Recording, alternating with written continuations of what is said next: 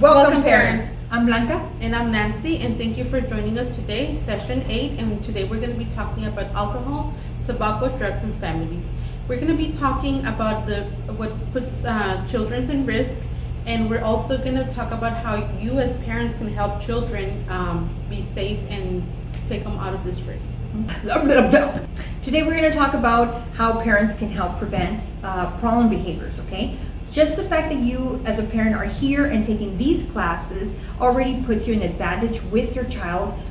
You're involved. You're trying to protect your child from any outside sources, okay? So for example, there's some kids that for whatever reason, you could be the super parent that you are and do everything in your power to prevent this kind of behaviors. However, there are some kids that develop through their temperamental, their anger issues, aggression, anxiety. You know, we have those children that for some reason you're going to need a little extra help with that, okay? You know how they say it takes a village to raise a child. This is where you as a parent reach out to the community, therapists, counselors, churches, and so on, to help you get involved with this type of activity to prevent these kind of behaviors with a child, okay?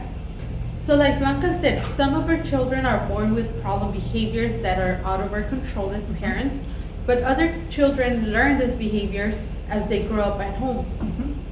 So for example, as a parent, how we react to situations, how we deal with stress or certain behaviors, our children will learn the same. Yes, and now we're going to go to our handout 8.1, which is called imitating. On this handout 8.1, you're going to focus on characteristics and behavior. You're going to list the ways that your child is like you, and then list the ways you are like your parents, and then list the ways that your child is like your parents. Remember, try to focus on the child that is enrolled in the program so you won't have to be putting multiple children. So now that we're giving you time enough to write down the list of characteristics and or behaviors, I wonder if you're noticing that there's a pattern between generation through generation of what behaviors and actions our kids are taking from us, are taking from our parents, or we're taking from our parents. This is a list that we're going to review with you during our Zoom meeting. So keep it handy. Participation counts, remember? So now we're going to talk about what makes our kids the way they are. And these are, and there are several reasons why, and one could be genetic reasons. They're born this way, they look like us, they inherit what we give them. Another can be basic temperament and personality. Remember, children are born different. Even though we might have a set of twins, their personalities might be different, or their personality. Family environment. That means the opportunities, the lack of opportunities within our community, bad experiences by family members, abuse, neglect, conflict with siblings or parents, you know. The peer environment. Peer environment means friends who our children associate with, who are their friends, what kind of behaviors they have, and also keep in mind, parents, who we hang out with, who do we bring in our house and our kids relate or associate with. And community and school environment. That means remember what they listen to, social media, movies, television, all this influence people within our community, what our children are involved with, influence a lot. Okay, so now that we talked about the 5 major factors that contribute to why our kids are the way they are, we're going to be talking about vulnerable and high-risk children. Some children are more likely than others to develop problems like delinquency, truancy, alcohol, tobacco, drug problems, and including teen pregnancy. Children are different from birth. All children grow up in different unique individuals. Some are very confident, strong, smart, polite, respectful, and generally very responsible children who do well in life. There's some other less fortunate children, however, that are not that lucky. And they may be born with physical, mental health problems, or they may be born with high-risk communities stressed by poverty, racism, and environmental hazards that put them at higher risk by physical, sexual, or mental abuse. These are the high-risk or vulnerable children likely to meet with problems in life. Yeah, how Nancy said, This puts your kids in a higher risk. However, just because we have one of our children who has all these characteristics doesn't necessarily mean that he's doomed, that he or she will not succeed in life.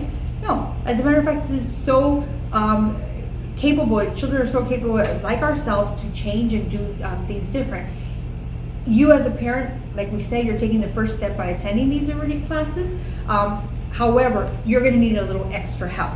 If you have one of these children at home that is presented as under a high risk or vulnerable, you're going to need a little bit more help. And this is what we're here for. You need, you know how they say it takes a village to raise a child. So this is where the community comes in. Church, neighbors, family, any other influential family members that can help you. This is the moment to ask. Okay, and now turn your handout to session 8.2, and we're going to talk about what puts children at risk for substance abuse. Some of the personal traits and behaviors include low self-esteem, early alcohol and tobacco use, depression, mental health problems. Remember, with depression and mental health, this is a form or a way for your children to escape or self-medicate. Okay, this is why we have a higher percentage of children doing pills, inclined towards taking high-risk behaviors, poor coping skills. You know, another one is The family factors. family factors include chaotic home environment, poor family communication. This is why SFP focuses a lot. It 2 sessions on communication because it's so important. Another factor is child abuse and neglect, parent substance abuse problems, lack of discipline or excessive discipline. Remember that some parents are very, very strict and some are extremely lenient, that I want to be friends with my kid, when in reality they need a parent. And other factors would be Peer pressure. Remember that sometimes even our own family members pressure our kids to do things. Delinquent behavior, poor school performance. If you have a child that is getting A's and all of a sudden drops to C and D, it's a huge red flag. You have to look into it as a parent. Low school involvement. When children are looking outside of the school, are not involved in their sports when they normally are, when even ourselves as parents don't get involved in the situation. I don't know if you've noticed, but the way the structure of SFP is done, we focus a lot at child's play. That already alone helps us with our relationship with our kids. It helps us build the bond and communication skills that we need to deal exactly with this kind of behaviors. Parents, if you turn into your handout 8.3, we're going to talk and discuss about reasons why young people or our children use alcohol, drugs, substance abuse, and other drugs. Okay, one of the 5 is 1, to feel grown up. Yes, and normally kids at a young age, they want to feel like grown-ups, like older people. They like imitating the older people because they think that older people are cool, they can do more stuff, so they want to imitate. Another reason is to fit in or belong to some sort of group or something. Yes, they want to feel, they want to be like the cool kids at school, they want to be popular, so they do things to fit in and belong. Another, to relax and escape pressures. Yes, they might have some pressures at home. Maybe the parents are very strict and very overprotective. So they are pressured maybe also from school, from peers, and they just want to try to relax and forget about those pressures. To take high risks and be rebellious or rebel themselves. Yes, we also have some children, some kids that are really, they like to do things that are, not ordinary. They want to be, like ride on stuff and be like the first one. So they want to take the risk and they want to rebel, because sometimes when parents are very strict or don't let them do certain things, they just want to, rebel and do the things that are against what they're told to do. Yeah. Another one, and probably this is very common too, is to satisfy curiosity. Yes, that's correct. And why satisfy the curiosity? Most of the times it's because children are not told or given the right information. So they have misinformation about this, about substance abuse, and they just want to try it because we are not giving them the correct information that they need to know about this. They want to know what's going to happen to them, what happens here. Children are less likely to develop any substance abuse problems later in life if parents do the following. One, do not model alcohol, tobacco, or drug use. I know we cannot tell you as facilitators what to do in your home, how to educate your kids. However, we can show you that what works best within our family. So tactics and tools that we can utilize better. Remember that our children learn and mimic what we do. Be a good role model. Drink responsibly and in moderation, okay? Yes, and encourage children to participate in activities that enhance the development of a strong and positive sense of self. And this could be maybe putting them in a sports team like soccer or basketball. They have all this type of activities after school, or they can also go to church, maybe at your local church or community. There are other teams or activities that your child can do after school to keep themselves busy and in a more positive way. Another one, promote positive alternative activities to drug and alcohol. For example, if you feel that you have one of these children that are at higher risk, how Nancy said, get them involved. There's other activities if you feel they're bored, because children also will do things out of curiosity, out of boredom. Make sure they're busy. Keep them occupied with something that you can do. Get them involved, like Nancy said, community, church, sports, so on. And number 4, be sensitive to what children feel, but still set appropriate limits for them. Think about the way children think, and be sensitive when you're going to tell them something.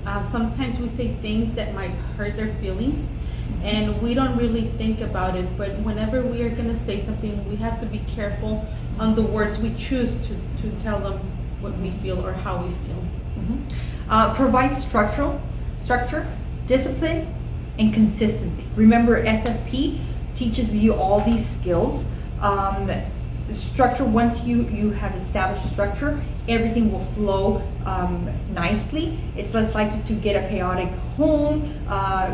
Remember, we focus on communication skills, discipline. You don't have to be overprotective or harsh. There's consequences, there's discipline, there's consistency. Consistency will also be the key to a lot of our family environment or situations. Develop open family communication, and like we talked about communication on our previous sessions, remember, we have to get it together as a family, have our family meetings, and communicate openly, respecting what others think and letting them talk openly without making them feel bad or judging them, just communicating with the skills that we have learned. Another thing is, help your child develop skills in goal setting, decision making, and conflict resolution. This is the skills we already spoke about or discussed in our previous sessions. Remember, communication is a huge part of our family development and enrollment, creates the bond, also creates exactly this, how to build goal setting, make decisions, and conflict resolution, solve problems and conflicts within the house. And stress the age appropriateness of use of alcohol, tobacco, and any prescription drugs. Remember, it's very important. We can't tell you not to do it, but you can let your children know that there's an appropriate age to start using these substances, and what it can cost you physically, how they can damage you physically, mentally, and about the prescription drugs that may become addictive as well. Remember that right now our children, it's okay for them to know what's happening within the home. It's okay to know that, hey, there's this medication that mom or dad are drinking. However, remember, we're talking about abuse. Like in number 1, it shows you, be a good role model, do it with moderation. It's okay to talk to your kids and tell them what's happening within the home. Honey, I'm taking this prescription because, this is how I've been feeling and this is what it's called, okay? Remember, curiosity is one of the factors that children use substance. Parents, I hope that with this session, you're able to identify the red flags, our children with high risk and vulnerability. I hope that this is something that, remember, we don't want parenting to be stressful, okay? We have stress within our daily life. This shouldn't be add up to that. We're hoping that with SFP, you are provided with the tools and techniques to teach your children to be ready for the world. You want to make sure that they're out there. We cannot be hovering over them all the time. We want to make sure that they make decisions. Some are going to be good, some are going to be bad, but we're going to be there. We want them, if those choices are made, those bad choices are made, we want them to come and talk to us. We want them to come to their parents, and we could discuss as a family versus them getting advice from a friend that's not going to tell them the truth, or is going to misinform them, or tell them or guide them in a different direction. Okay, keep that in mind. Yes, and remember that if you can't do it yourself, we are here to help you. We can help you find those resources within your community to get the help that you need. Just because you need this help does not make you a bad parent. You are a good parent already because you are here learning these skills, learning these tools to help your children. So just keep that in mind, and we're here to help you. And now we're going to go into the home practice, which is the homework, and it's your handout session 8.4, which is called risk check for your child. In this handout, you're going to be reading these risk factors and take into consideration if they apply to your family. You just have to mark a little dot if it applies to your family, and with this you will know how much of a risk your child is and to be to fall into this category. Also, you guys are gonna have a family meeting this week, and on the child's video, they were asked for homework to talk to you about drugs. So your children will be talking to you, asking you about drugs, and this is a good opportunity for you guys as a family, for you to open up and talk about these things. Remember, if it's something that it's really hard for you, that you cannot open up and talk about it, or don't have the correct information, it is good to let your children know that you don't have the information. Remember, us as parents, we don't always have the answers, but we can tell them that we are gonna search up and dig this information within our resources available. Don't tell them something just so they could get off your back. Tell them that, hey, if you don't know the answer, hold on, let me search it up, or let me call somebody and we'll discuss this. But still talk about it. Thank you for watching. And remember that if you participate in the parent session, you are eligible for the parent prize. And if you stay through the whole Zoom meeting, you are also eligible for the family raffle. Thank you. Bye-bye. Bye-bye.